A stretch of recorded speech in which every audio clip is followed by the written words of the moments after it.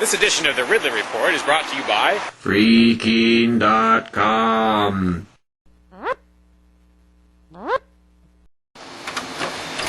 Decades overdue, it's finally starting. Some semblance of a property tax revolt in New Hampshire. By declaring his controversial home a parsonage or church or something like that,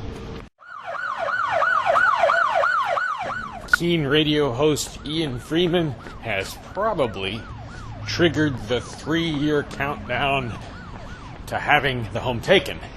Now, when I say home, there are really different words that I could use for this spot. I could call it the Keene Activity Center, which is sort of part of the, duplex that makes up Ian's property. That place is even more controversial than Ian's house. Although, I'm really not sure what all the definitions are here and what all the geographic significance of each part of the property is. And I'm not sure if the Keene Activity Center is part of that, if it's just Ian's house. But anyway, the important thing is there's a property there that's basically going into revolt status. Now, if I understand correctly, this situation is different from what's developing in Grafton, where Free Stater John Cannell owns a church